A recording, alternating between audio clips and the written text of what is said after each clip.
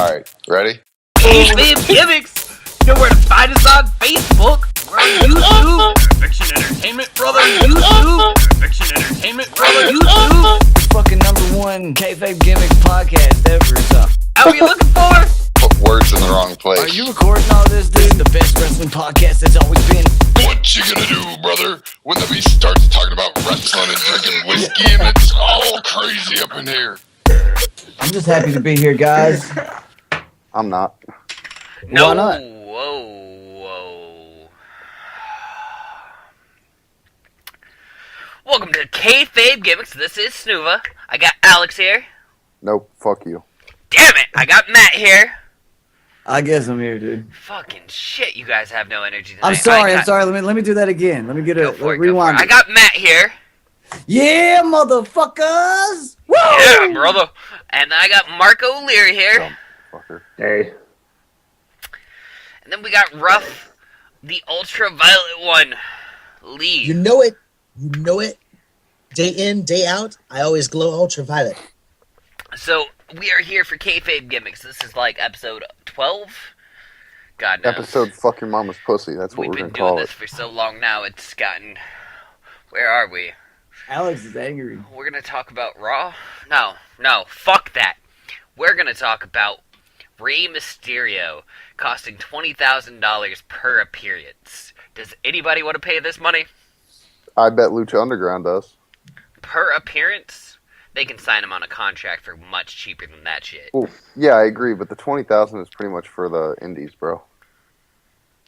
I don't know a single indie promotion that's going to give you $20,000 to show up once. It's a lot of dough. That's hard to do a storyline with, man. Think about that. I mean, 2 matches is 40, and then if you want to do like, I don't think they're trying to pay for a storyline, bro. I think they're trying to pay for an appearance to get themselves some name pop. I don't think he's that big of a name, is he? Is he really that much publicity for worth Yeah. 20 grand? I mean, he's Just a to big show name. up one time. He's a surefire 100% Hall of Famer. Ruff, yeah, I mean, Sure, but I mean, the guy can't really have great matches anymore. He's too give fat Ruff a out. chance, guys. Give Ruff a chance. Ruff. I think he's doing it to keep himself off the market. I don't think he honestly expects someone to shell out the 20 G's. I think that he expects that everyone's going to pass on it. He can wait for a contract that's actually going to be worth his time. That might be why he's doing this Q&A party here on WrestleMania weekend with Wales, and Conan's going to be there with him doing a Q&A because they've been friends forever now. oh, that'd be great. Conan's great with the Q&As and shoots. So, but really, let's be honest, who really gives a shit about Rey Mysterio? When was the last time he had a match? Does anybody remember? I remember the Royal Rumble whenever he came out at number 30. That was last year. That was Dang, He that should was just have a last few time. tag matches and then before he just gets injured. Yeah, he did that whole Sin Cara joint, trying to put him over. That was the last time he had any real angle. That was 2013. So that tells you a little bit about what we're He's talking still about good here. though. He's Mysterio. He's a name. He's a face. He's not $20,000. Booyaka, pay me, bitch. Yeah, there's only so much you can do in a single appearance, unless you're planning on spending like 100 grand on him to appear a few times. Because If he's he going gets- to come back one time and have some 5-star match like worth 20 grand. Because come on, he can't do much anymore. He's built up as a high flyer and he can't really high fly at all anymore. If he's free of the E, then he has a chance to actually use all of his ring moves if he chooses to. And that means that he can show himself as being a performer of worth. The if question he is can he deliver- actually physically capable of it though? It's his knees and his back. He's had so many surgeries. Well, I Well, know he he's just- had all. I know he's Correct. had all that, but I mean, there's no reason why he can't put out more than he got to in the E, since they want to strip everyone down to 6 moves each. I don't think the reason he was only doing the most simple high fly moves is because WWE is telling him to. I think they'd have much rather he was more exciting than he was. All It's right, himself. I don't think he can. all right, guys. We don't really give a shit about Rey Mysterio. We're not 5. I do. Oh, thanks, Alex. He used You to are be 5. great. Moving on. We're gonna do a Raw recap in 5 minutes. So we're gonna start with That Alex. long? Yeah, maybe that long. Alex, tell me your favorite moment of the night. Paul Heyman getting nasty on the mic. Explain it to me. Paul Heyman got nasty on the mic. You wanted to keep it short. I mean, like that's really, really short. But break it down to anybody else. Anybody else have any comments about this? He said things into the microphone very angrily. He broke 2 microphones with his rage. Rough. If anybody on the roster could perform on the mic like Paul Heyman, half as good as Paul Heyman, they would already be top card superstar. I'll give you that. I'll give There's you guys a- what? So Mark, Enzo Amore in NXT, I think, has the potential to become a really good manager one day. Shut up, Mark. You're soft. All right, guys. As I said, the break it roster. down. I'm talking about Raw. I'm gonna Yeah, I break mean, it he'll down. be on to- Raw at some point, hopefully. And then, not as a wrestler, he's very mediocre as a wrestler, but as a talker, he has real good potential as a manager. So you can, we need more managers. We can't just have Heyman. Do you remember some of the other managers lately that have been in WWE? Lana. Yeah, but Lana's got that ass, bro. Yeah, but Lana is very much just for the one person as well, you know. I mean, I don't see her really going off to manage someone else one day, unless it's like another Russian. If we're going to talk about other managers, he only some of the other ones that come to mind right off the top of my head. Armando Alejandro Estrada. He was awesome. So was that one dude who did the Primetime Players. That what was his name? He was he was always He made a talking while Kobe they were in joke. the yeah. He made that Kobe joke and it was funny as shit. But they fired his ass. He was good. Anyways. I think I read Sure. somewhere that Davari might be coming back into NXT, so he was good. Did anyone remember him? Oh god, Davari. Alright guys, so the only thing I want to say about the Heyman promo, if I got any vibe off of it, it was the exact same vibe I got when he was talking about Brock Lesnar beating Taker, and I honestly believe Paul Heyman when Paul Heyman says that Brock Lesnar is going to walk out of there the champion. I hope so. Yeah, I hope so. I see it happening. Matt, Ruff, Mark, anything you want to talk about from Raw? Well, if you say my favourite bit, it'd have been the Intercontinental title shuffle, you know, where it was Barrett, Ambrose, Truth, and Luke Harper, and eventually Dolph Ziggler all trading the title. I thought that was pretty funny. Dude, they actually took that shit off of the Hulu version. I Yeah. was pissed about it. Really? Yeah. They did. I thought it was really good. That's looking to be the best match at Mania. It's going to steal the show. Yeah, it will definitely still. I mean, R-Truth is probably the weakest link of the match, but everyone in it's pretty good. He can still perform well in a multi-man ladder match. It should be Yeah, fine. he'll do all right. It's not like a singles match. I mean, you won't know. He can just come in and do his moves, you know. But it'll be a real good match. It will be the best match of the show for sure. Ruff, Just anything everything you want else to is talk about from the show? The enemy of my enemy is my friend. Like AJ coming out was longer than the 31-second match that we had the previous week. Dude, I don't want to talk about that. All I'm going to say about that is, like, you know, at least we got a little bit of storytelling other than, hey, I'm a Bella, that means I'm a bitch. You Yeah, know, except the crowd ruined that whole moment.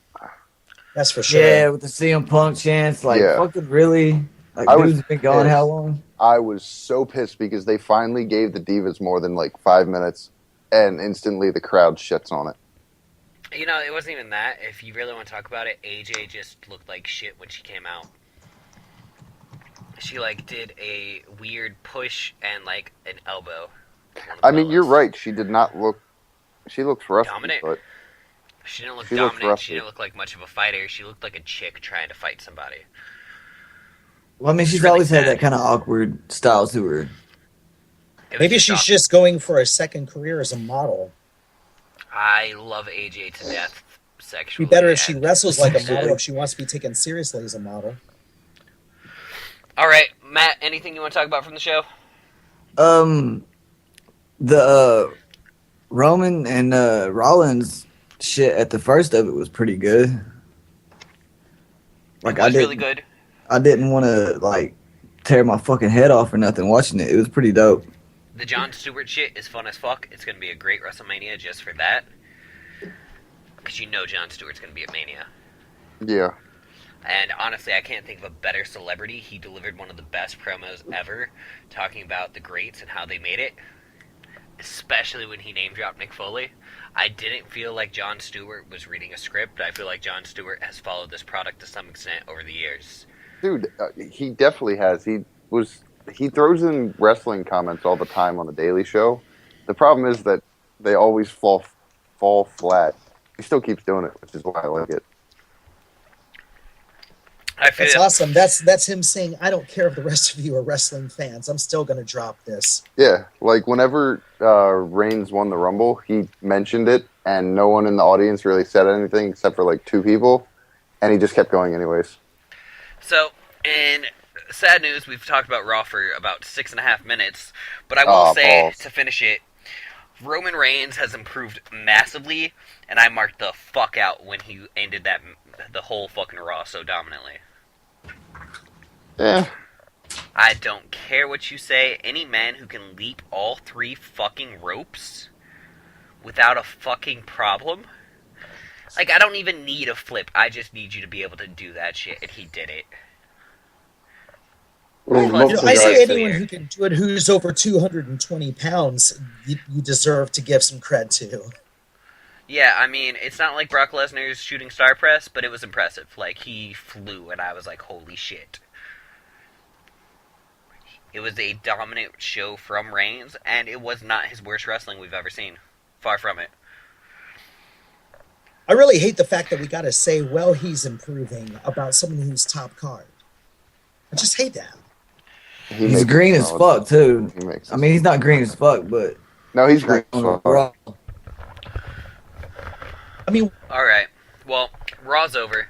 We're going to segue into a piece that Dave Meltzer wrote last week about how Roman Reigns winning, and more importantly, about Roman Reigns winning the Rumble and beating Daniel Bryan, and Daniel Bryan turning over to Reigns and saying, man, you did it, you did a good job, killed Daniel Bryan's career. I don't think it was killed his career. That's an exaggeration. That is what Meltzer wrote. I think it killed his chances of ever being the top guy. Yeah, that's not what Meltzer wrote. I mean, I just read it 5 minutes ago, and yeah, he basically said it ended his chance of being the John Cena level top guy. No, I don't think so. I think that WWE brass is really gonna dig it because he did that for them to help put over this dude that they're pushing. He did him a favor. I think it's gonna come back around, and he's gonna. Yeah, he's too over and he's too good. He'll stick around. He'll be a main event player for the rest of his career. He just won't be John Cena. He won't be and number was he one. Ever gonna be? You know. That's Let's exactly face it. what Was we're he gonna ever get gonna into be? tonight. That's what we're gonna get into tonight. Basically, Meltzer broke it down and said that 21 years ago, the same thing happened with Lex Luger and Bret Hart. And obviously, the fans liked Hart more, so he pushed Hart and let Hart win, and Luger became nothing. Yeah, but that's Luger, man. Come on. That's also because Luger liked to brag about shit in bars. Luger had a lot of problems. We're not going to say that he didn't. But the idea comes down to whether you should book what the fans want all the time, or whether you should book stuff even if the fans don't necessarily want it. That leads into my piece, doesn't it?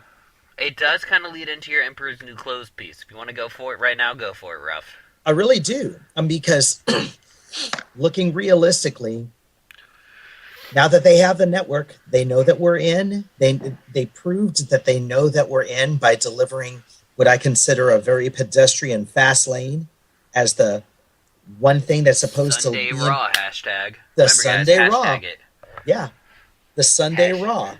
I said it to begin with, and you know, because it was, like I said, it was pedestrian. It was very much a Sunday Raw, and I feel like he knows that we're not going to leave. We're going to go there because it's there. It's cheaper than us trying to do a buy rate, and I don't think he's really worried about the buy rate. I think they're worried about consistent numbers, and now that he knows that we're not going to go anywhere, Vince is like, see, we can make them buy this because we don't have to give in to them anymore. They're not going to go anywhere. So to cut that back into Raw real quick, You see that a lot when Triple H is talking. And Stephanie. There's a lot of smarky comments about, internet fans. That's exactly it. So very much so, it's like they know that we don't dig it and they don't care. It's like Vince is still the Vince, I'm saying as a character, literally, because it's just creative as a whole. Whether you're talking about Vince Tripp or anyone else involved in creative, they're all sitting around saying, "We have them, so we can say this is great," and eventually they're going to swallow it. The acceptance that Meltzer said in his piece is that they accept it because they simply gave up. Feels very much like Emperor saying, "Don't my clothes look great?" What do you guys think? I don't know. You got a pretty good point. I'm definitely agreeing, and I've been saying it for a while. WWE's been making these jokes for a reason. It doesn't so matter about our opinions. And if you go back and listen to an episode we did earlier this week, me and Matt talked to Tony Givens, and he is the owner of NWA Smoky Mountain. And he talks a lot at one point about how he still watches modern wrestling to get ideas about how things should go. Everybody in this business is trying to invigorate their product and innovate their product, except the McMahons, the Triple H, the McMahon's Helmsley Foundation, because they don't have to. They don't have competition, man. Ain't nobody out there going up against them. They have the market cornered. It's the underdogs that still have to make sure that they're doing good things every week. On a real note, TNA has been pretty good. You know, I don't get Destination America, so that doesn't mean jack shit to me. Online. It's all online. Watch your wrestling promote illegal online. ways of watching wrestling here at Kayfabe Gimmicks. That is our official byline. Thank you, Alex. Online. Now, moving into the Daniel Bryan problem. We have a... Brian. Say Daniel it again Bryan. for me. Brian. Daniel Bryan. There's Brian no T. Danielson. There's no We're T. going to call him Brian Danielson. I say that all the time, too. Daniel Bryan. Like, I used to have a real bad problem with saying it that way. Like, did they say it that way at first or some shit? I don't know. It stuck in my head like that. It comes out, it flows off the tongue easier that way. It feels less like two first names. Well, if he goes to TNA, he can add a T to it. No, just think of it like the Karate Pretty sure Danielson. Pretty sure if he went back to, if he went to TNA, he'd just be Brian Danielson again. Maybe. Well, WWE would have trademarked Daniel Bryan, so yeah, I'm sure he would. That's what I mean. Alrighty. So, let's talk about Daniel Bryan. We are talking about a man who has been wrestling for quite a few years now. He debuted in the mid-2000s. And at this point in time, he's 33 years old. He has won the Ring of Honor World Championship. He was the final Pure Wrestling Champion. And he is, with CM Punk, he's one of the only two men to have won the WWE, the World Heavyweight, and the Ring of Honor World Championships. He's even won the GHC Junior Heavyweight Championship in Pro Wrestling Noah. And he has the IWGP Junior Heavyweight Tag Team Championships in NJPW. Along with being the best wrestler for the last 10 years. He has wrestled for everyone at this point. He's even wrestled for, I can't think, Chikara. He's even wrestled for Chikara. So if we start the Daniel Bryan conversation, who remembers his NXT debut? Me. How did you feel about Bryan Danielson when he entered NXT? I wasn't quite set up on indie wrestling at the time, so I didn't really quite know who he was. In his debut, he wrestled Chris Jericho, and I remember him being very impressive. So right off the bat, I thought back then he looked like super plain. Like he ended up looking a lot better once he sort of grew the beard out and his hair and all that shit. But at first, he looked like super plain and boring. But then he was obviously just like a really good wrestler when he fought Jericho. Yeah, as a not very big man with no hair, he's kind of... Yeah, he kind of looked like a 12-year-old boy at the time. Alex Ruff, do you guys remember when he debuted? Now, are you talking whenever he debuted with The Miz, or like in the When he first started with WWE. like when NXT was still a like gimmick Yes. show kind of thing? Yes. Yeah, I remember it. Thoughts on it? He was fun. He was horrible on the mic back then. Oh yeah. Oh yeah, he couldn't talk at all. Rough. Still I wrestling. I got in with him like late, like near the end where the close was. Okay. And Matt, when did your man crush begin? I believe it was. It wasn't when he first came out. He was all. They were like portraying him as like an internet nerd or some shit. I don't know, some kind of internet winner or whatever. I didn't really watch. I wasn't heavy into the product then because that was like the John Cena Superman days or whatever.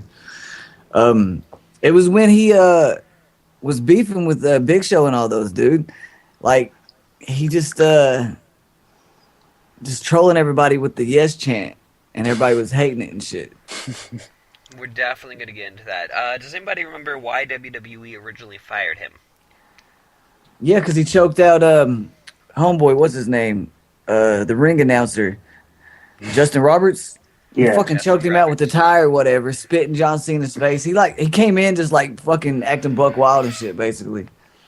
It wasn't quite just that. Does anybody else remember the segment where he actually got fired for? I don't remember it. The actual segment, no. What's the actual segment he got fired Well, it was for? the NXT takeover. It was the Nexus takeover. It was the Nexus takeover, but he also spit in John Cena's face. And John Cena came out afterwards and said that the main reason that Daniel Bryan, see? So fucking annoying. The main reason he got fired was actually because of how much it violated the PG standards. And they had been working very hard to be TV PG at that point. I'm so over it. Between spitting in someone's face, between choking out a man, that's really what pushed over him and the sponsors.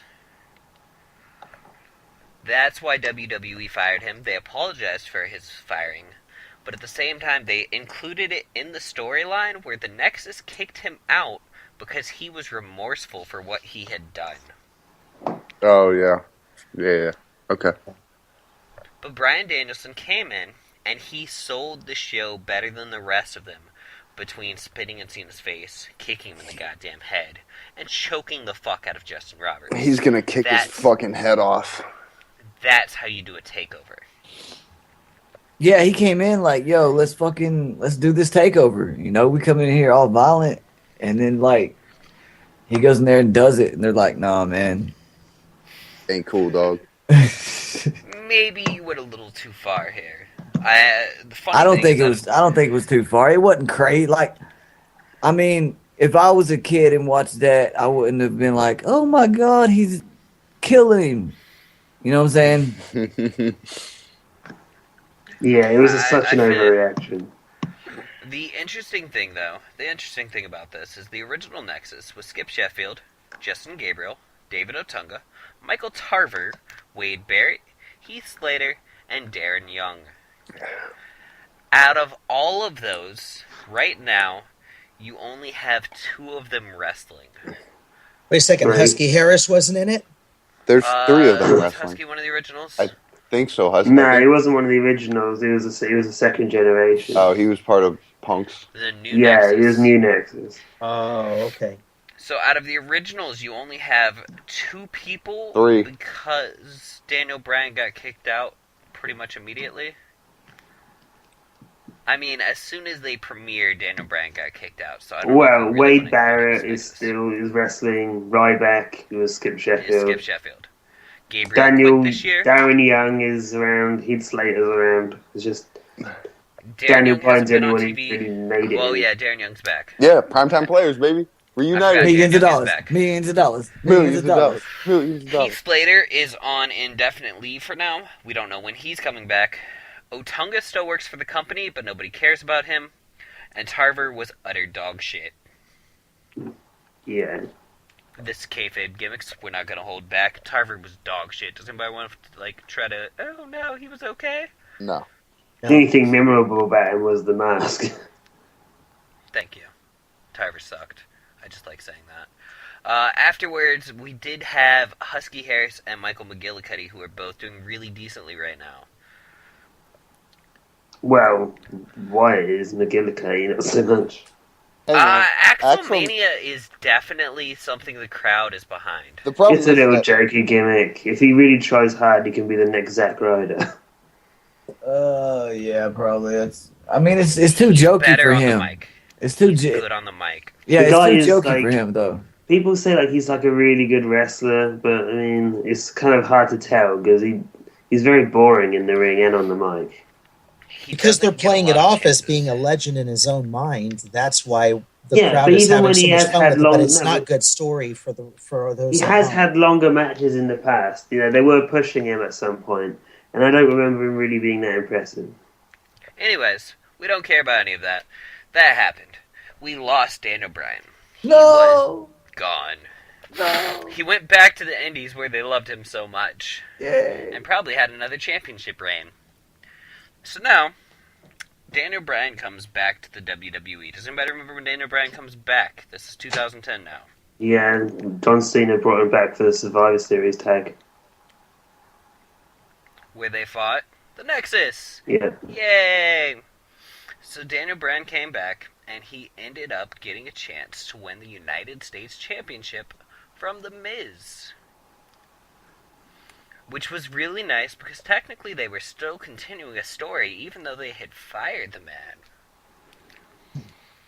So they apologized for firing him, they brought him back, and they brought him back to be a champion almost immediately.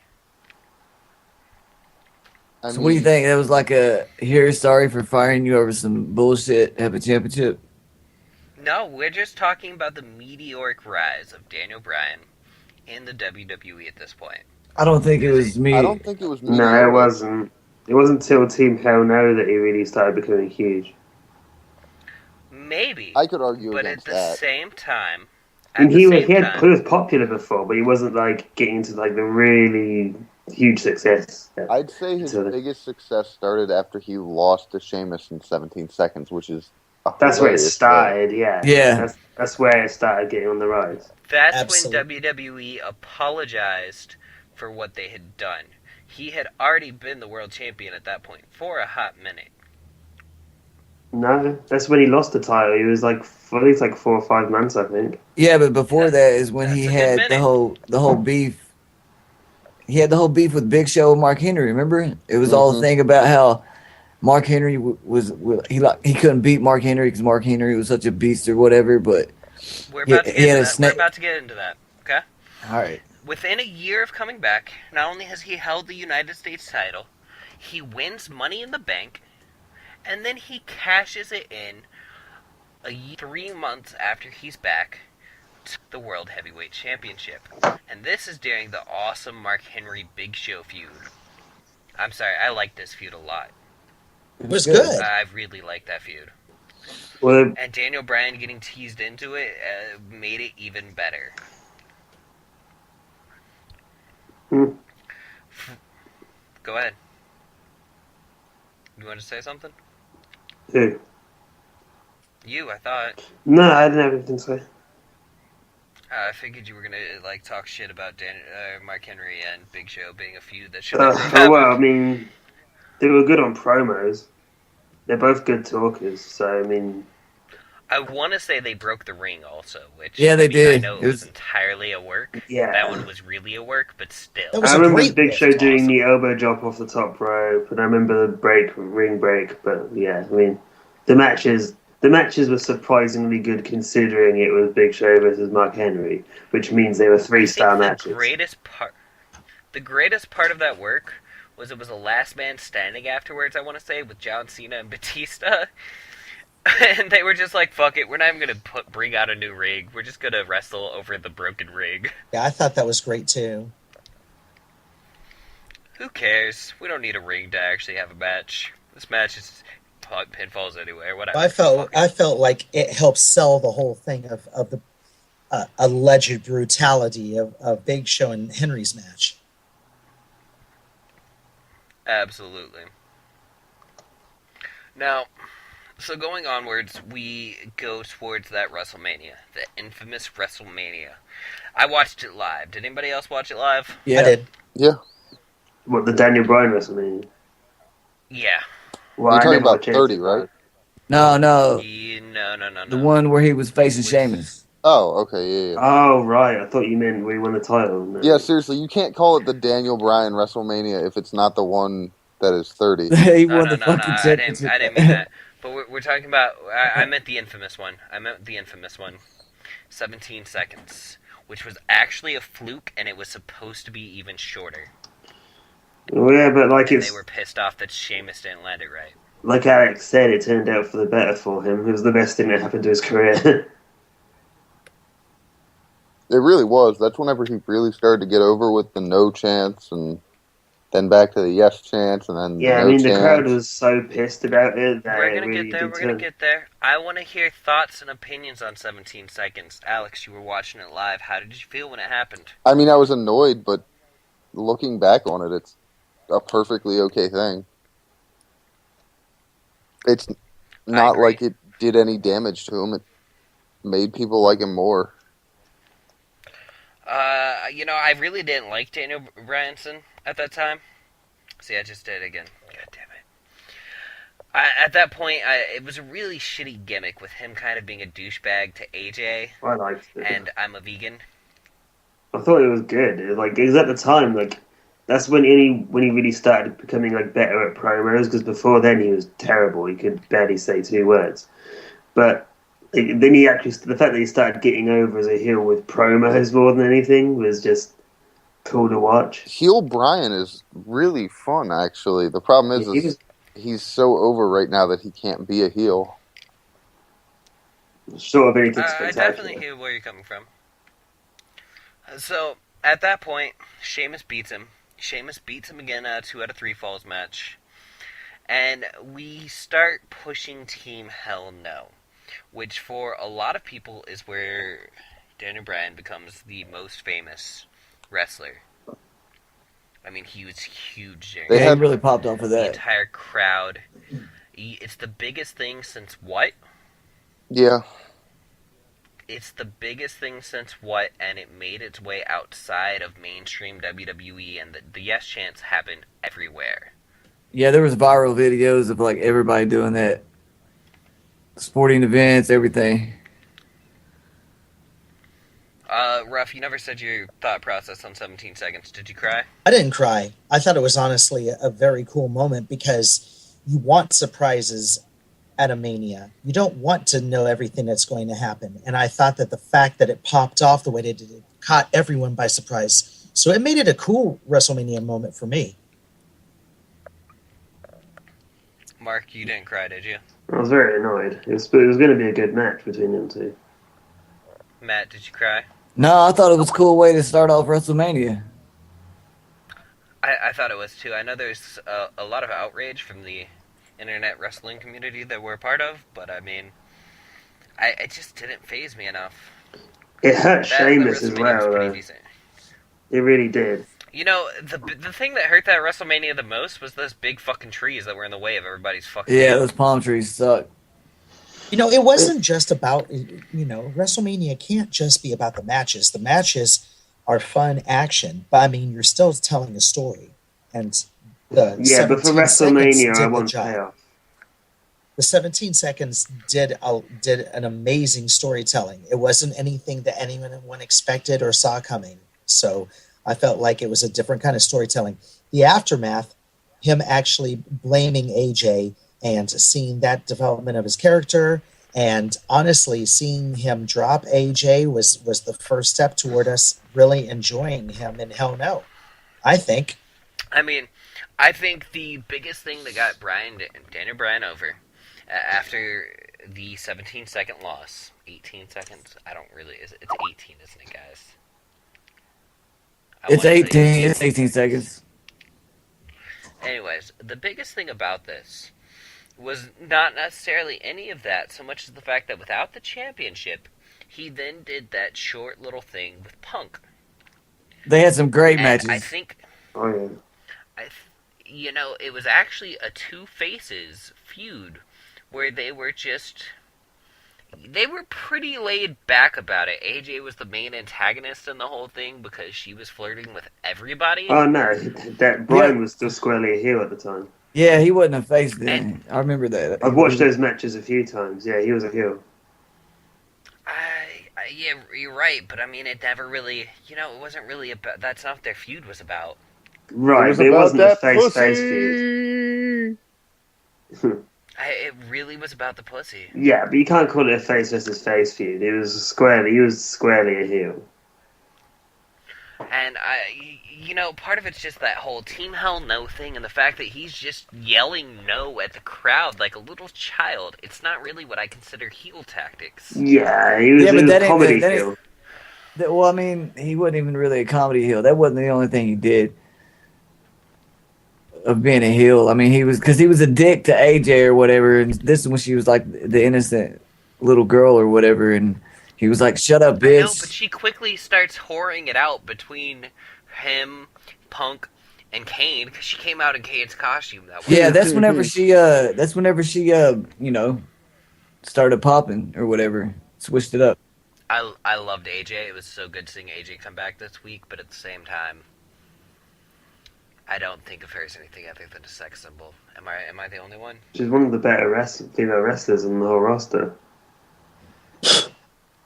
Oh, shit. They wrestle?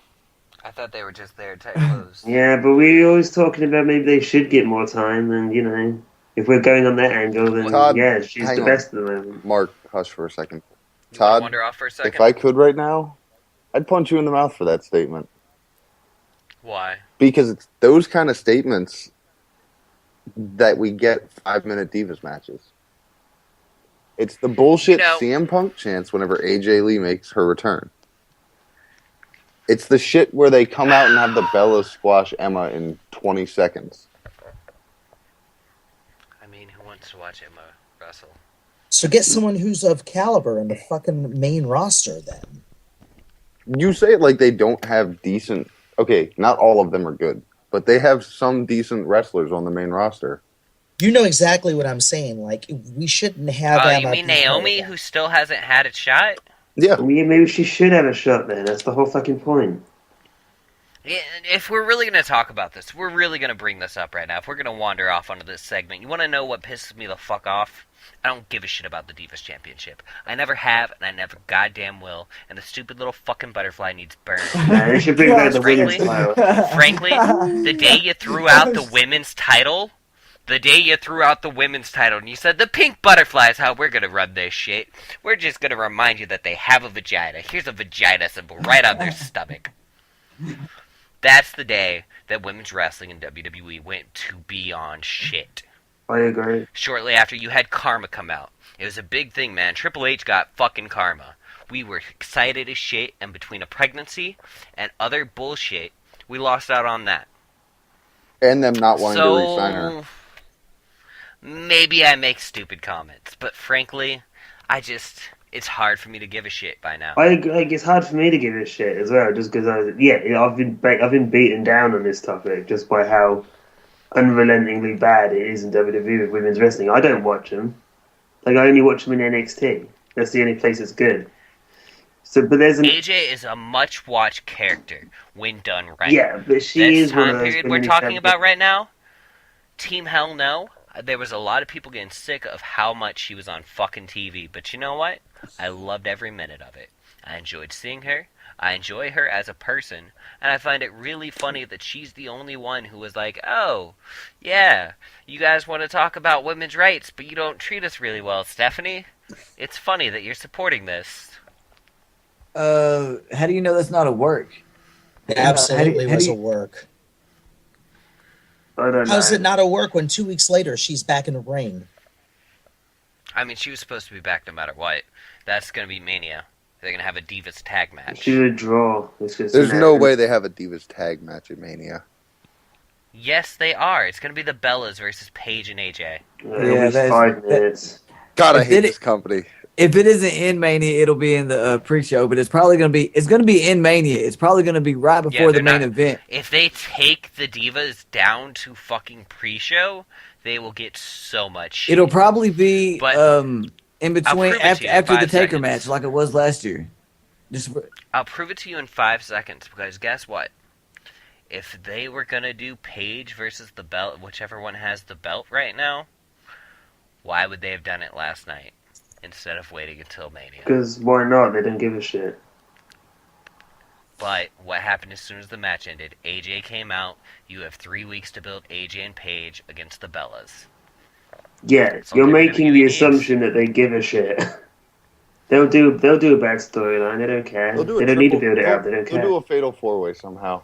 That's probably what's going to end up happening. Oh, that'd be crazy. What if it turned out to be like a crazy dope fatal 4-way with like scissoring and shit in it? I mean, there will probably be some scissoring, but it's going to be head scissors, not bad scissors. Oh fuck! See, and this is why you can't want to punch me in the I know, face. I But just- while we're talking about I tag just did teams, it. I'm sorry. while we're talking about tag teams, let's get into the conversation again. Team Hell No won the tag team championships. And he actually held the tag team championships, for a few months as well. Uh-huh. Yay! More things. More things that are happening. You know, there's So at something that this we didn't point- address when it comes to Daniel Bryan anyway. His early background. He came from Dean Malenko's school, where he probably learned more technical and there's no better place in the world to learn technical wrestling. And then from there, he went down to Shawn Michaels' school, and there's no one to teach you better as far as being able to work. Wait, You know? first of all, you've got things wrong a bit there, actually. One of he those- didn't let- He actually sells better than Lazy Eye Hickenbottom What- could ever dream. No, he didn't learn from Dean Malenko at first. One of those schools He said applied kinda to go to ripped him Dean off. Malenko's school, but he didn't the Malenko school shut down before he could get in. He was taught primarily by Shawn Michaels and William Regal. See, I thought that he was learning at Malenko's school when... Nah, he wanted to. Like when he first went into wrestling, he applied to it and paid for it and everything. He said this in interviews a few times. Like the Malenko school shut down before he could get into it. Like that was always his intention. Gimmicks, Dean you learn Malenko was things his here. favorite wrestler, but he ended up training going to Shawn Michaels' school instead. Well, there's He nothing was on like the less... Stone Cold podcast, and if you all listen to that. That still absolutely shows that the guy is motivated to be top card no matter what. Yeah, and then you can see William Regal and Shawn Michaels in his like wrestling style for sure. He kind of has a bit At of this both of point- them in him. At this point, guys, we are in the greatest stage of Daniel Bryan's career. He is still doing the Yes movement, but we're moving into his WWE Championship reign, at which point he is considered one of the best performers of the WWE with the entire roster at that point. He's outshining everybody, the Shield's doing so good, and Bryan ends the Shield streak finally, with Kane and Orton as his tag team partners. This is when he started embracing the fact that he was a face. Because remember before, even though he was a face, he was like, no. You know what I'm saying? And this is when he switched it back up and was like, yes, and embraced the fact that he was, the underdog dude that can actually wrestle or whatever. The great man we know today. Or he became the crazy Daniel dude Bryan. guy. Daniel Bryan was actually going to win Money in the Bank, but Curtis Axel stopped him. See, we brought things around. Curtis Axel comes back into the conversation. Axelmania ran wild once again. This is right around the Rybaxel time. Look, we're moving into a very, very interesting point here, because this is where we're still out 2 years later, because the Authority is officially finally formed right around here. And September Interruption. 15th. Go for The it. Authority were actually pretty much face at this point as well. Yeah, Triple H was a face. Triple H was a face going against Vince, who was the heel. That's an important note. Yeah. That is a very important note. But at the same time, Cena's out of action. Orton is the face of WWE for the Authority. And it actually is Daniel Bryan versus Orton at Night of Champions. Bryan's the face. Bryan takes out Orton and immediately loses the belt the next night. You skipped a bunch of shit, dude. How do you figure? You skipped all of SummerSlam. Yeah. Daniel Bryan won at SummerSlam. Yeah, That's when Triple H. That's when Triple H went heel. Yes, because Triple H was the referee, and he had been advocating for Daniel Bryan, while Vince was trying to get him to like shave off his beard and shit like that. The match went down. John Cena lost, which was kind of a not surprise because he was hurt. Well, yeah, but he lost completely clean, which is a surprise. Exactly. Part. Bryan went over completely clean. And then as soon as he grabbed the championship, as soon as Triple H handed him the championship, Triple H pedigreed him. And then Orton cashed in, correct. Which led to Bryan taking out Orton. And then losing it again. Yes. So he's had multiple WWE reigns at this point. He's had a World Heavyweight reign. He's had tag team reigns. He has had a U.S. Championship reign with this company. And all of this led into... 30. I mean, it led into the Wyatt family crap, but definitely 30. 30 is what we really want to talk Hang about on, here. you can't skip the Wyatt family part, though, because... You really want to talk about all that? Might have been the most over he was. Go for it. Discuss. I mean, whenever he was forced into being a member of the Wyatt family and played along with that for what I think it was only like 3 weeks, playing as the heel and Bray Wyatt's little, bitch, to put it lightly. The fans were completely against it, and everyone still chanted yes and all that stuff. And then there was the cage match incident where he basically lost the cage match on purpose to have Bray trapped inside the cage with him. And after he beats the shit out of Bray, he climbs on top of the cage. I mean, the entire arena is quite literally in unison chanting yes, and it might have been a bigger moment outside of WrestleMania, because yes, there was the whole chanting and winning at WrestleMania and everything like that, but the way that it went down in that cage match was basically the fans getting what they wanted, because Bryan was supposed to stay heel with the Wyatt family. Well, I mean, he never really went heel with the Wyatt family. It was really weird storyline. Well, it lasted about a month. I think the thing about the Wyatt family storyline is at this point he had been screwed over by the Authority, and nobody really cared what WWE was trying to do. They liked him. They really liked him. They'd seen him get screwed, and he had almost filled a Stone Cold Steve Austin role at this point. He was that guy who was fucking with the Authority. He was that guy who was getting screwed over. They dug him. Yeah, they played it different, though. Like, Stone Cold was more spitting venom about it. Well, you can't really spit venom nowadays either. Yeah. You can't. And plus, it wouldn't be right for Daniel Bryan to... If you just heard Daniel Bryan come out there and be like, fuck you, you motherfucker, suck my fucking dick. Everybody go, ah! Which is why we ended up doing a Occupy movement in the middle of the ring. Yeah. And thoughts on this? I mean, thoughts on the whole, we're going to occupy the ring? I didn't actually like that. I know we're supposed to suspend disbelief and everything, but I mean... Oh. Yeah, it was too silly, if you ask me. But... Rough? It was a great moment for the audience that was there, but I didn't feel like it was huge for the home audience. You're trying to tell a story, and it might look good in the highlight reel, but I didn't feel like at the time it was doing its job.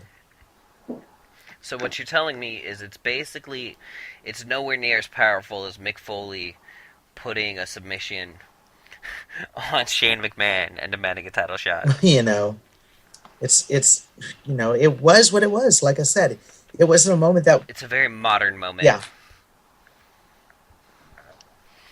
you try to tell a story to a modern way, and I mean, give or take it, that's part of the problem with wrestling nowadays. You have to stay modern, but sometimes it just doesn't feel right. Yeah. So, Daniel Bryan gets an entire WrestleMania dedicated to him, being WrestleMania 30. And we can't say that about any other superstar, ever. Right? Brian sure was the I story just because can't think there of one was... off the top of my head. Who had 2 high-profile matches that actually led to them being the world champion at Mania? You're probably right, man. Yeah, That probably was the only one ever to really be like about that kind of, you know what I'm saying? Because that whole like, show. If it wasn't for Undertaker losing the streak, he would be the whole show. yeah, I mean, even with Undertaker losing the streak, he's still that whole show. yeah, but I mean that's you something. can't forget Undertaker losing though. That's But the match crazy itself important. wasn't great. So it's like if. I mean, Undertaker losing the streak, obviously that was like the big newsworthy thing out of WrestleMania that everyone's going to remember. Well, I mean, But I there's think it will only... still also be remembered as Daniel Bryan's WrestleMania. Absolutely, I mean, because the thing of it, Go ahead, Ruff. No, I'm just saying that honestly, at that time, those were the only 2 storylines that you had going that were of note. I mean, what else was really critical that we gave a care about? That's exactly where I was segueing towards. And I'm not even going to say you gave a shit about Lesnar versus Taker. But this kind of goes into my Paul Heyman thing earlier tonight. When Paul Heyman was making these claims that Lesnar was going to beat Taker, none of us took him seriously. We're just like, whatever, it's the streak. I mean, did anybody take it seriously? It was a 3-week build. Alex, did you take it seriously? Did you really think Lesnar was going to beat Taker? No. Matt, did you think Lesnar was going to beat Taker? No way, not even a itty bit of a thought that it would happen. Mark. Nah, it had really not much build at all, did it? It was kind of lackluster before that.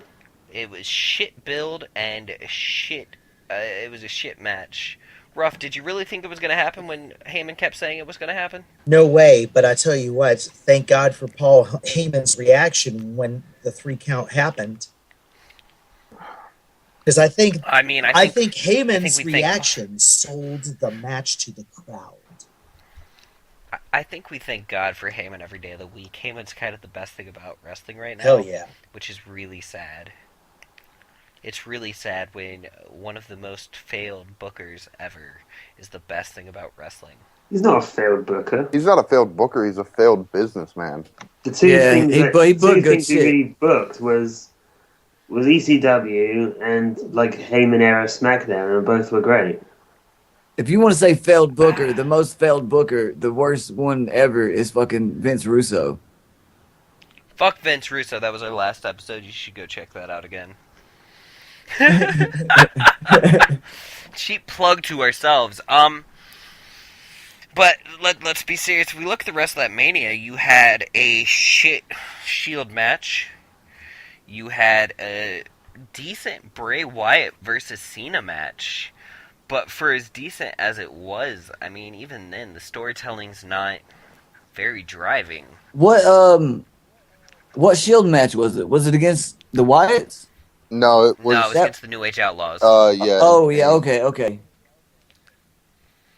Yeah, WrestleMania 30, for being such a big number and how big of it was, it started really great. I had to run to the store, so I was running about a half hour behind everybody on the network.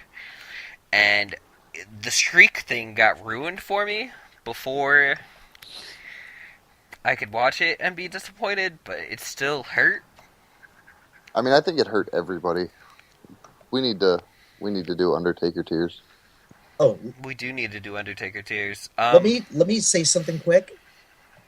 If you're going to say that this was really a Bryan Mania, that's okay. But the truth is, it's always Triple H's show. No matter what, no matter when, no matter who he's against, no matter who he's siding with. If he's in the ring, if he's on camera, it's his show. And so WrestleMania was really Triple H's. I mean, I could see that for the last 4 years. It's 4 years now, right? We had 2 matches against Taker. We had him versus Bryan, and we had him versus Lesnar. I want to say that was the last 4 years. And those were all big, high-profile matches. It's Tripp's show. It's been Tripp's show pretty much. I mean, he's always been like top card. Probably the biggest pop that I've ever seen in a WWE ring was when he came back from the leg injury. That's got to be the biggest pop that I've ever seen on a Raw. And so... I remember. Nah. It's up there. The whole reformation of DX, it was huge. It was cool. It was cute. But I still him think- saying that he was back and he was going to go straight for the championship since he got a clean bill of health, that was a huge, huge pop. And I say honestly, since Eddie's death, it's been Tripp's show. I mean, the man came out in gold armor last year. But, I mean, so, reality of the story. We didn't have a lot going on with that pay-per-view. It was a really, really... It was a Daniel Bryan pay-per-view. I mean, sure, we started with Triple H, but Daniel Bryan headlines 2 major matches. The first one guarantees that he gets into the main event, and then he wins the main event. And the first match was great. The triple threat, triple threats suffer a lot of problems, and they mostly involve the fact that sooner or later somebody gets hurt and they get taken out of the match for 5 to 10 minutes, depending upon the injury and what happens. And if we're going to compare triple threats, I think we had a better one this year at the Royal Rumble with John Cena, Lesnar, and Rollins. I'd say By a long shot. I mean, that's... I'm going to put it to you like this, and I hate to trash on Batista because I do love Batista. Batista is not Lesnar. There was a big difference between Batista's level of performance and what Lesnar can do. Daniel Bryan basically equates to Seth Rollins in that instance, and Randy Orton is basically John Cena. And in the end, I think you actually had better performers in the Lesnar-Rollins-Cena match than you did in the Daniel Bryan-Batista-Orton match. I see where you're coming from. We definitely, Cena, it's sad to me that a match with Cena put on a better show than a match with Orton and Bryan and Batista. I feel like a match with Cena should be way weaker, especially with Brock Lesnar, since Lesnar doesn't wrestle like he used to. But, moving on, after we had a Daniel Bryan WrestleMania, we ended his career-ish, until now, with what I think is one of the best matches I've watched in a long, long fucking time, in Kane versus Daniel Bryan at Extreme Rules. That match was pure fun. Yeah, it was cool. We're going to start with Matt. Go ahead, Matt. Talk to us about that match. It was cool because it was natural. The match was good. It wasn't freaking... We'd been building up to it forever by that point, since Team Hell No. It wasn't like, it was Extreme Rules, so whatever, that pay-per-view's whatever. And I find that pay-per-view to be one of the better pay-per-views every year. It starts the brand new year, and it normally starts strong. Yeah, I mean, I guess, man, but I just never really paid attention to it. I guess. You missed some great matches. Cena versus Lesnar 2 years before. Yeah, I seen that We've one. been having some great matches there every year. Matches that outshine the Mania that took place a month before. Yeah. But anyways, back to the whole Daniel Bryan and Kane match. It was great because the match was just fluid, and these two dudes had history, and they were beefing. Everything made sense. He did a cool spot off of the forklift. It was... It's one of my favorite spots. It was good. It was solid. Everything about it. A+. Ruff, talk to me about that match. Did you love it? Yeah, I did. I mean, it's 2 guys that hadn't worked and gotten us tired of it the way that we are with Orton Cena matches. And because they've still had enough experience with each other, as allies and as enemies. I feel like we got a great match because they had time to have long-standing chemistry that built the right way with them. I definitely see where you're coming from. Alex, thoughts on the match? You didn't like it? I didn't like Kane versus Bryan. I mean, I didn't like the matchup, but it turned out really It good. turned out good for what was probably going to be crap. That's the problem. They gave the hottest face they'd had in a long time a shitty feud for after Mania. All right, Mark, talk to me about that match. Well, I was starting to think I was going to be anyone who didn't like it. No, I don't know what everyone else was remembering. They'd fought 100 times before then. It was super boring. It was Cena versus Orton. It was just a match that had happened 1,000 times before. That ending was so fun for me. It was just a PG, okay, hardcore matches are dead. It is PG. There's only so many chair shots to the back I want to watch. I feel you. I mean, but I if there's like no that headshots, we're never going to see thumbtacks again. We're never going to see barbed wire again. Chair shots to the head are gone. There's no bleeding.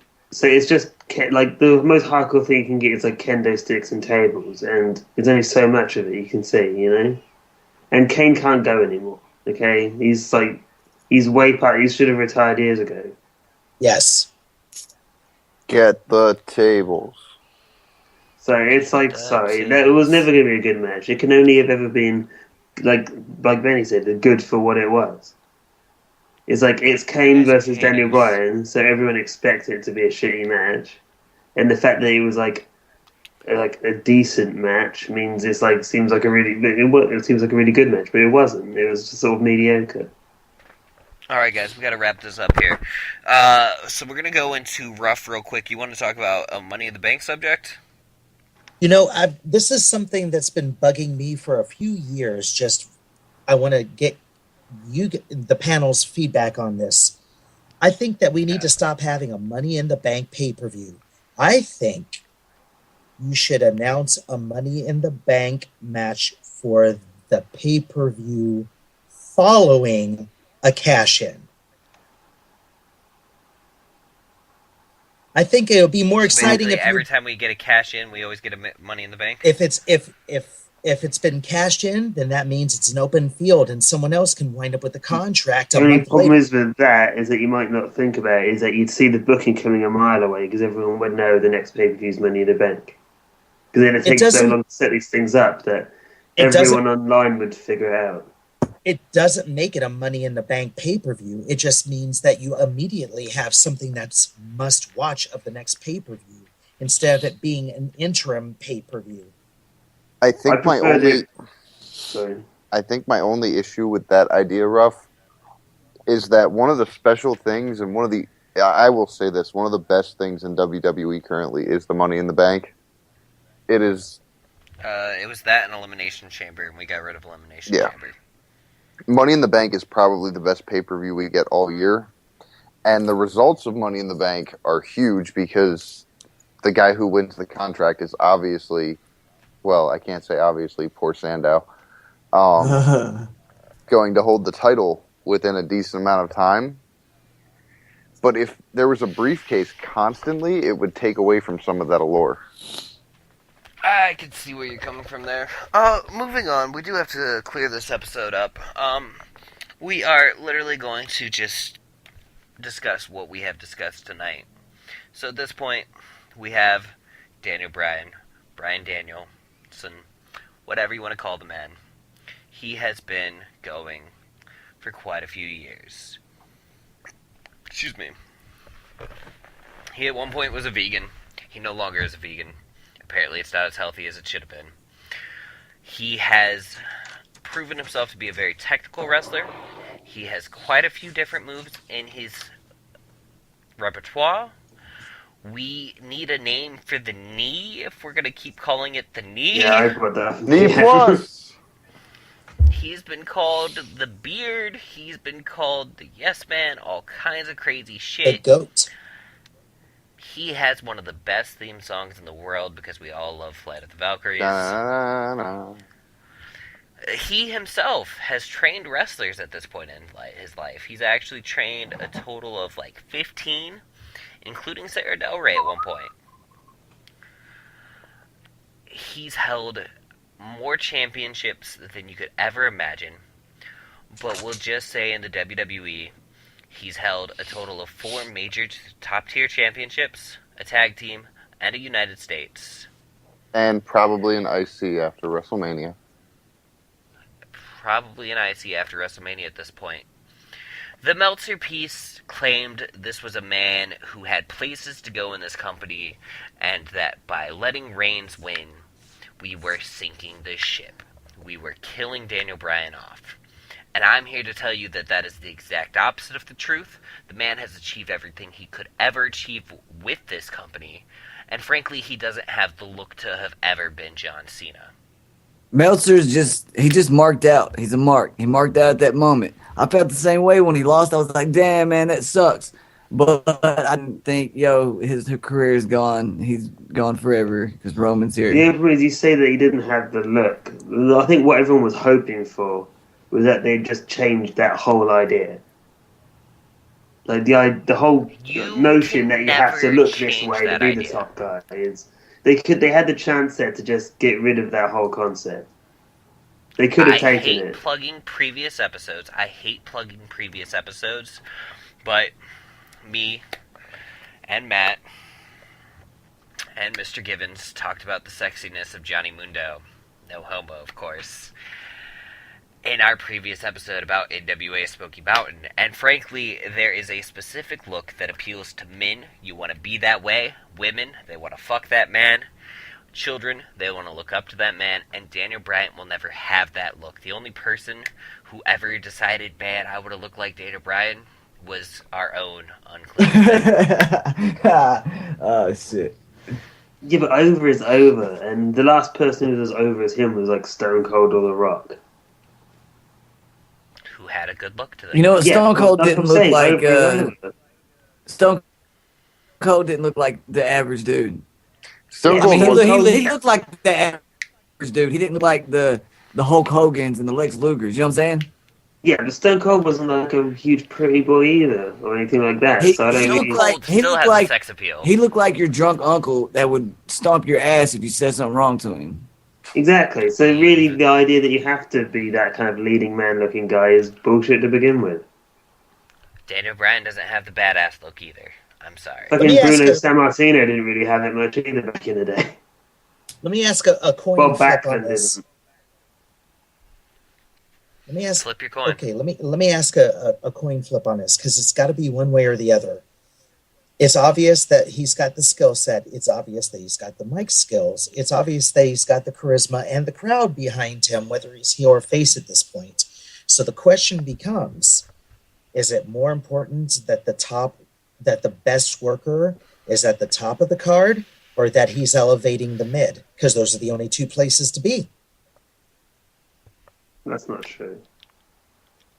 I mean, you could be in the pre-show card. Well, that's like saying Randy Orton isn't the top guy, but he's not a mid-carder. The point is simply that he has had a very impressive career. He probably still has another championship or two left in him. He could never succeed the top face of the company. He has achieved max popularity. He could have done. I'm sure he could have done.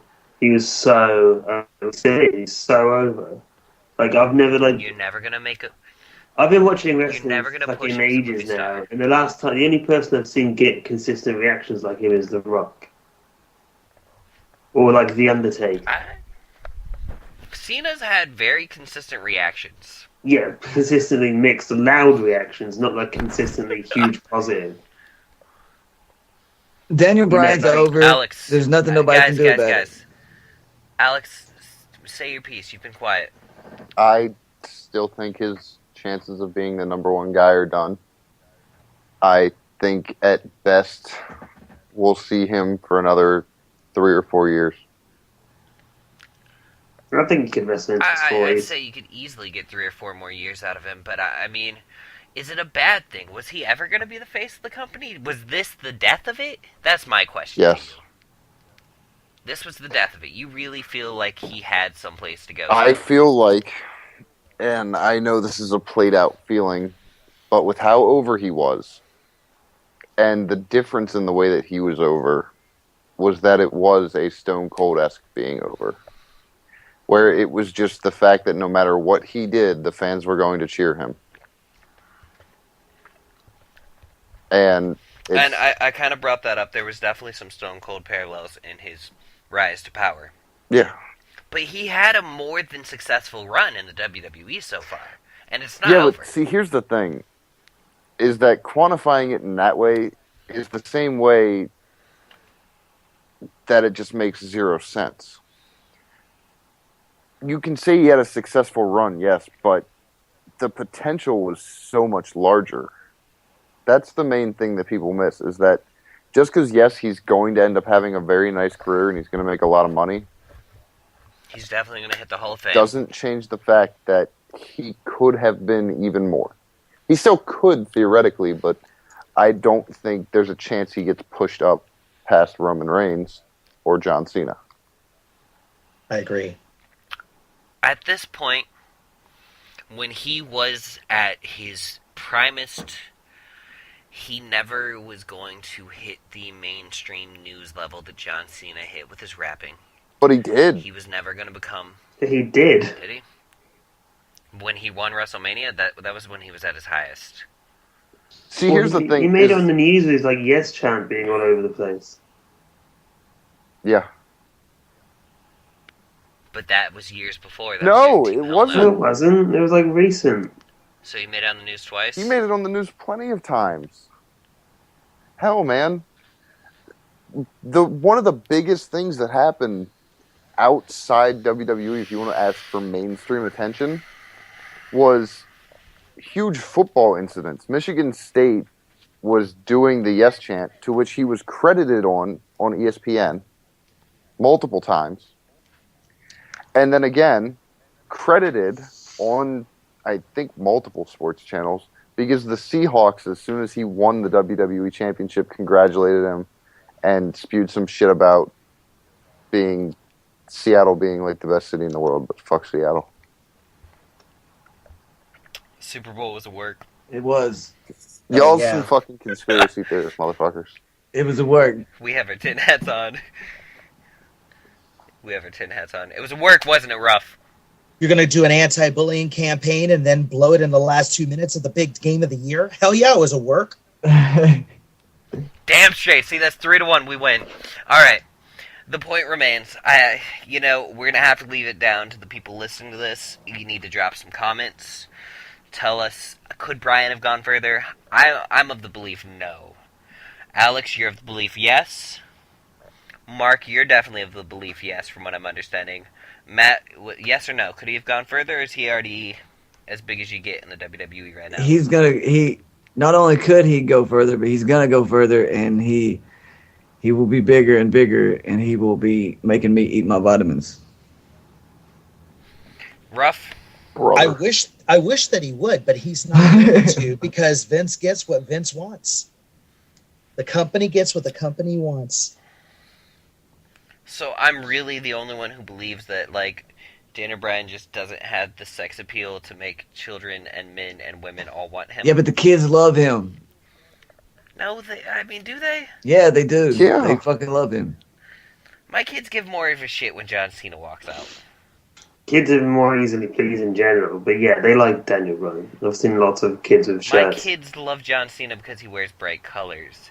Daniel Bryan bores them. Yeah, I've He's a seen weird guy with I've a seen beard. kids walk around. I've seen kids around like with Daniel Bryan t-shirts on and stuff. Maybe he wouldn't have gone over before folk bands were winning Grammys in the last 5 years, but now everyone's running around with a neck beard. I don't feel like that. I feel like it's holding... Something about his look holds him back. And it always will. Well, it doesn't seem to when you look at the crowd, does it? That's all you need. It's the crowd sport. It's a crowd entertainment thing. The crowd is going crazy every time. The beard's his thing. What do you need to convince you exactly other than that? Yes and no. Yes and no. Always keep in mind that while WWE loves the crowd, it's more about how mainstream media reacts to certain superstars. And it's about paper. Always about paper. You make a lot of money off John Cena. You're going to make a lot of money off Reigns if Reigns becomes this guy. Because you're going to have Reigns do all of the stuff Cena's doing. He's going to be doing everywhere. He's going to be going everywhere. Except they actually named his finisher a Superman punch. I think it's yet to be seen with Reigns. We won't be able to really see whether they want him to take over John Cena. Whether or not they'll be successful or not, it remains to be seen. Like, do you think that's a troll? You think the WWE is trolling us by naming his finisher the Superman punch? No, I think they took the quite literal name for what the maneuver is and used it. That's what it's called. It's called a Superman punch. Yeah, but I'm saying Super Cena. Superman Cena. Well, no, I mean, he did the move, and that's what the move is actually called in real life. It's like they gave him the triangle choke. It's called the triangle choke. It's like I've got my tinfoil hat on over here, guys. You have to excuse me. I like Matt. That was funny. You guys are missing the joke. It was great. Let's end this with a quick roundhouse. Who do you think is the next big face to actually replace Cena? I'm going to go to you, Alex. Who is next to replace Cena? Yeah, who's going to be the next person to really be the face of this company and carry it into a new era? Nobody. It's an interesting answer. I can explain if you want, but you know. I'll go for it. Go for it if you want to. I think Reigns is going to flop in a way that they're expecting him to be, quote-unquote, polarizing like Cena, where he's over with the kids and not over with... Have you seen those eyes? See, here's the thing. That works for women. You already said it. Kids don't care. Your kids like Cena because he wears bright colors. My kids would probably like Roman Reigns if he wore a better outfit. Yeah, I don't think they have that planned for a long time either. He's big and he punches things. I mean, it works for kids. I can't see him becoming the next Cena. I don't think they have anybody built up to be the next Cena at this point. Even Reigns with his moon. I can't even say the moon. To Mars push. The only way I see... oh god, I don't even know where I was going with that. Matt, go for it. Who's the next big face? I'm with Alex, man. I don't see... There's not going to be another Cena in a long time, just like there wasn't another Hulk Hogan until Cena came along. They're in the same space. I'm not talking like just the big star-wise, because you had Austin and you had Rock and... You know, you had even DDP who was over. Rock, but I mean, like Austin and Rock carried it together. Yeah, but I'm saying like that synonymous. You think Hulk Hogan, you think wrestling. You think John Cena, you think wrestling. You know what I'm saying? It's. I got you. Mark, go for it. I don't know who will be as like a prediction. I think Dean Ambrose. Like when you're talking about age, like Dean Ambrose is the same age as Roman Reigns, roughly. He has a better shot of it than Reigns does. Okay. Rough. Reigns is my hero and Cody is my other hero, but the next big name for the company hasn't arrived yet. Yeah, I'd agree with that, actually. It's someone we haven't seen yet. Let me amend my statement real quick. Oh, fuck you. A big star, and y'all can call me a cocksucker or blowjob artist, whatever you want to do. Seth Rollins is... Just stop, because that... First off, Dean Ambrose can't be it because he's your goddamn drunk uncle. Worse than Stone Cold ever was. I agree, but Seth Rollins is not. I'll tell you exactly why Seth Rollins is going to be the face of this goddamn company. Because of fucking Jon Stewart. I will... Oh my god. That moment when he's on the Daily Show and you see him smiling, he's fucking like... Him and Jon Stewart are just playing around in the middle of the fucking set, but he smiles. And yeah, you're like, corpses. He's having fun. He kills the entire heel gimmick because you see that he's having fun. Yeah, but you can go see interviews of him on the internet while he was heel, and he's just like a cool dude. And that's the thing about it. Seth Rollins might be that guy. he might be able to carry this company for men, women, and children in the long I run. don't know Rollins about can- the women. Children like him because he can I fly. don't know about the women, man. They saw that dick. Oh, I'll give you that part. Rollins I'll has give you got that part. Rollins has got to get a decent haircut. And Rollins has got to stop being a heel before he's ever going to Decent be haircut. face of the company. He may be the most known superstar on the roster, but as far as going over in the mainstream, you got to be a baby face. Rollins ain't the guy. He can be babyface like a motherfucker, and we can fix the hair in 5 seconds. Whoa, Look whoa, at Johnny whoa, whoa, Mundo. whoa. The hair is fine, man. Did y'all see him? Well, no. Rollins has Did you hear awesome me? hair. Did you hear me? Look at Johnny Mundo. Do you guys remember when it was before it was Morrison? It's Joey Mercury and Johnny Nitro. Nitro always had the greasy, fucked up hair, but suddenly he was John fucking Morrison. The abs were fucking phenomenal, and the hair was too out of nowhere. It just takes a couple seconds. The hair is not the problem. I'm still with Ambrose. He needs a better finish, though, I- for Christ's sake. I love the drunk Gene. Oh my god, Drunk Uncle Dean? he's Okay, no man, he's Gene. Gene not Gene Kelly. The one who played Alright, listen. Charlie and Chocolate. We Willy need to Wonka. wrap this shit up because it's way too We do. fucking long. I'm gonna wrap this shit up right now for you. It's already over. Anyways, next week, do you guys want to hear about Undertaker tears or what else? What other concept? Dean do we wanna do? Ambrose's heroic jeans versus Kane's evil slacks. Go! Oh shit! Oh shit! let's do Those Dean are good Ambrose concept. next week. That's good conversation ideas, guys. Leave a comment. Let us know what you want. Remember, like, subscribe. We're at Kayfabe Gimmicks Gimmicks. on Facebook, Eviction ENT on YouTube, baby. And if you can't tell, we record inside of Snuva's podcast. What? Alex is on. Um, Alex is on Nintendo. He's playing Smash Brothers. He wants you to fight him. You seriously have to track him down. I'm on Twitter, Real Snuva. Ruff's on Twitter. Real Rough Lee. Matt's on Twitter. Unclean Spitter. Please don't tweet. Mark is somewhere in the depths of the internet, probably looking at bestiality porn. Hey. Hey. Not Hey. today.